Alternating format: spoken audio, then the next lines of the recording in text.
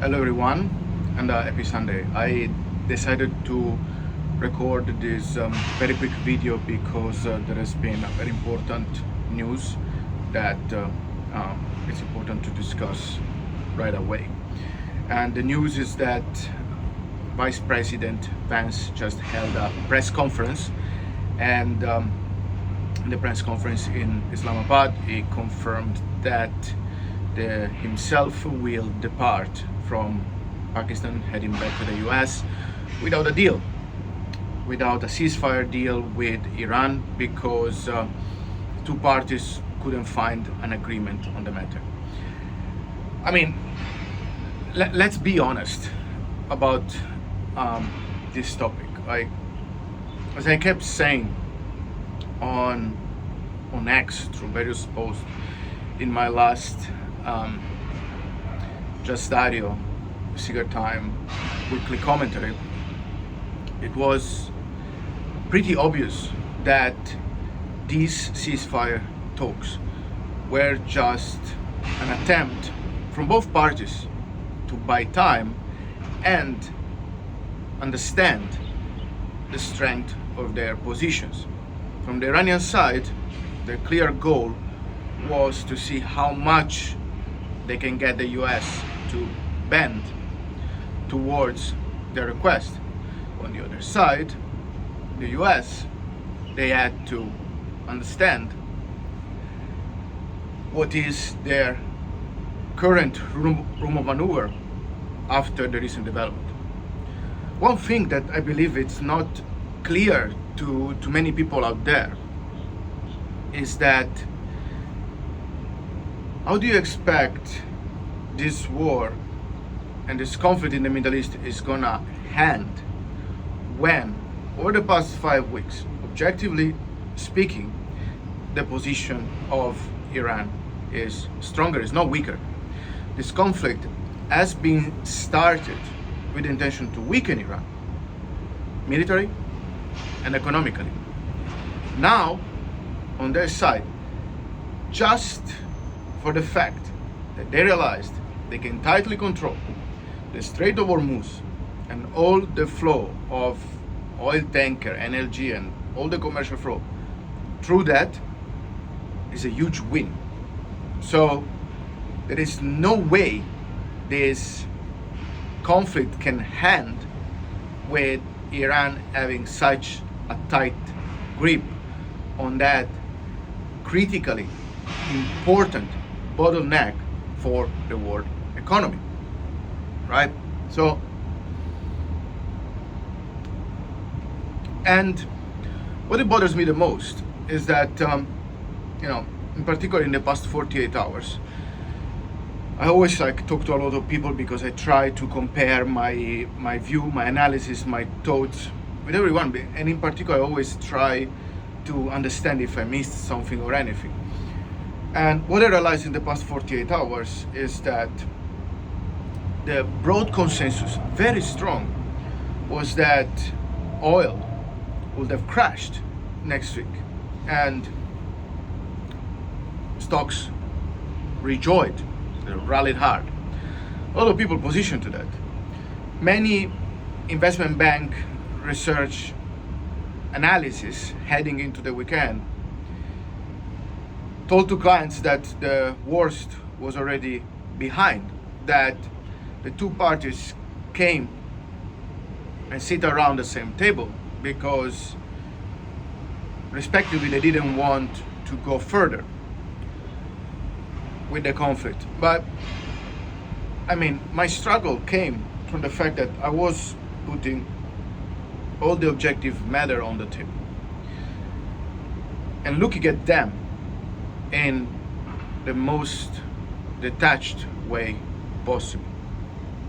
And even assuming that this ceasefire talk would have been incredibly successful and they came to a agreement to go back in the past and reset everything as if nothing happened, the truth is that it would have taken more than 2 months for the whole oil supply chain to come back to normal. Why? Because it's not only a matter of the oil tankers, LNG tankers, and all the cargoes that are trapped inside the Strait of Hormuz. As of now, the total count is 3,200 with about 800 oil tankers. But once these people come out, and these people are already loaded with oil, you need to have new ships coming in and unloading all the storage facilities that are in that area. And because those storage facilities are full, the production cannot continue. So the production has been slowed down significantly, in some part halted. And currently, there are virtually no ships whatsoever heading towards the Strait of Hormuz from the outside, looking to enter the Strait of Hormuz. And how do you expect, like, this thing is gonna happen when we saw the headline from the New York Times saying that, claiming that Iran doesn't know where they placed their the mines in the Strait of Hormuz? It's like, oh, sure, we lost them. But, you know, conveniently, this strip of water very close to our shores, it's safe. So all the boats will have to transit through here. I'm like, come on, man. So, but you have to look at this from the perspective of an insurance company. Just the idea that there can be mines floating around there, it's a risk that insurance companies cannot take whatsoever, right? It will be super hard to insure and reinsure any cargo try to go in that strait. So, I mean, assuming like the best case scenario, peace deal and everything is going onky-dory, fine. Still, the whole supply shock, let's not forget the worst supply shock in the oil, in the history, could not have been resolved, and that for sure would have continued escalating. And as a matter of fact, the huge and increasing divergence between spot prices and future, it came to a point that it was very, very hard to explain rationally. Although one thing, it clearly showed how detached the paper futures market, in this case paper oil, and the real commodity market, in this case oil, are from each other. We saw this in silver, that still persists and is gonna persist.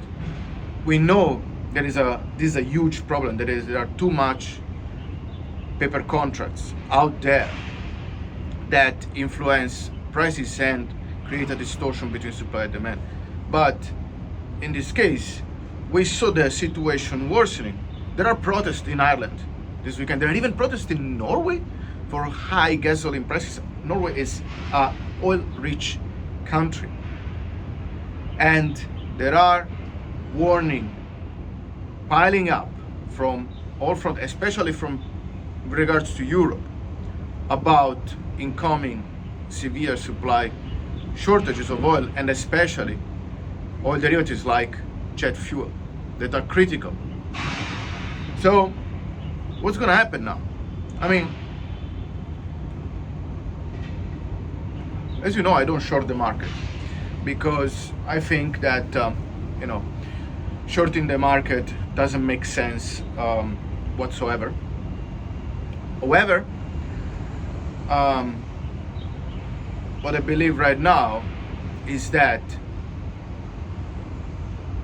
because of arbitrages now stepping in, the spot prices and the front end future prices, they must converge. Otherwise, you will see an incredible amount of traders asking for physical delivery of the contracts heading into especially the WTI rollover on the 21st of April. Why physical delivery? Because they can get their oil at $90, turn around and resell it for $140. I mean, who wouldn't do that, right? it's a no-brainer. This is how arbitrages work. So the two have to converge. And clearly another consequence is the market will be forced to understand and to acknowledge that this is not a short-term crisis anymore that can be, solved in the blink of an eye.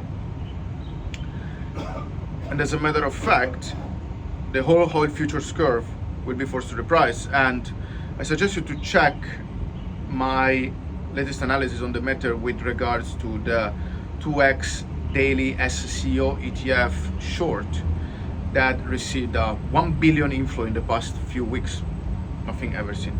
And I believe that short oil ETF is greatly manipulating the oil futures curve because it's acting on rather illiquid contracts while trying to replicate the daily moves of the oil price. I will attach that post in the comment along with my analysis published like last Friday with the game of chicken that clearly Iran was playing with the US, and now we are gonna see what's gonna be the consequences. But what I'm trying to insist to say is that no matter what these ceasefire talks would have developed, ultimately the consequence for the oil price will not have changed in the short term. And now we may see a significant repricing. And what I've been saying for a while, in a significant repricing scenario, energy companies that don't have assets in the region and will see such an explosion of demand, they will print money. And here I want to conclude with one thing. I read a lot of people talking about demand destruction and something like that. I mean, these people, seriously, they have really struggle a bit sometimes to, think within their brains. Why?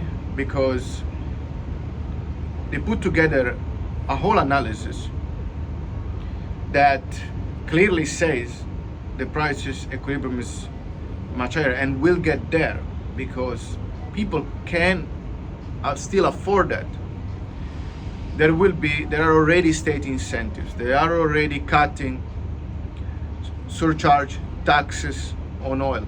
In France, they are already distributing stimmy checks and whatever. We know they're gonna print money, okay? But then, because these people see the prices in the market going down, they have to find a way to still keep a foot in two shoes, because they do that for a living, so they have to, they cannot come across as wrong, even if their analysis is clearly telling them something completely opposite. So, and then they say, because the market is already pricing recession, because demand destruction is already here. I mean, dude, we didn't see any demand destruction in 2008 before oil was above $140. Okay, and yes, shortly after the great financial crisis exploded.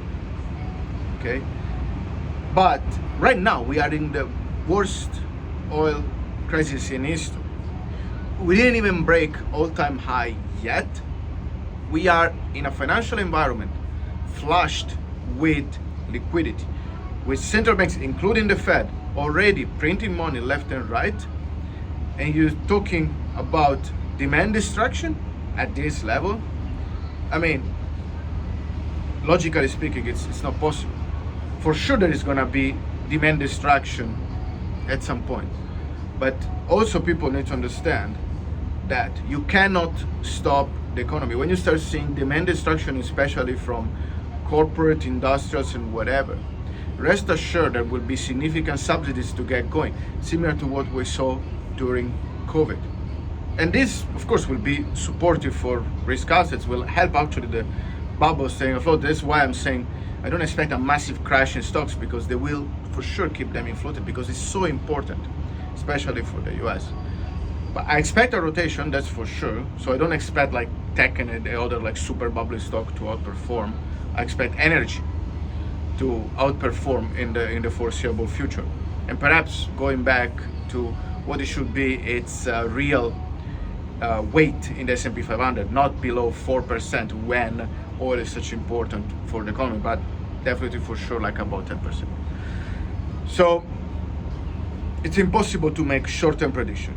So anyone who does that is simply wrong. You can have a very educated prediction on the direction based on objective data point, as I keep doing, and I want to stress this matter.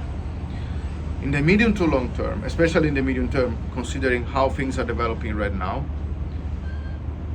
things, for sure will continue to be manipulated. We will see many tacos and whatever. But, paper prices cannot fake their reality that long. They can do it with silver, they can do it with gold, because people, still, they don't use it that much in the real life, although silver is becoming more and more of an industrial metal.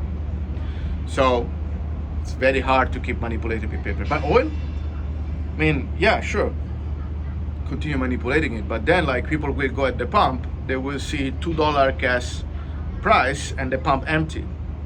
And oh, but what's going on? Is here, I couldn't afford to buy more oil because they didn't allow me to increase the prices so they can have more cash buffer to buy more and then continue supplying my tank. So yes, that's the price, $2. You have no oil here. Welcome to the world of shortages, because this is what's literally the worst scenario that is increasing in probability more and more during the days, especially in regions like Europe. And I will not stop stressing about it, because Europe, differently from Asia so far, took zero preemptive measure to address the supply and demand balance of oil. They just did all they could to keep oil prices artificially low without impacting any demand, because they don't want to force the economy to slow down. That's what they are afraid of. So I wish everyone a nice Sunday. Good luck for your position. I hope this has been helpful. Thanks a lot for supporting me on X, on Instagram, and for reading my research on justire.com. Have a nice day, guys.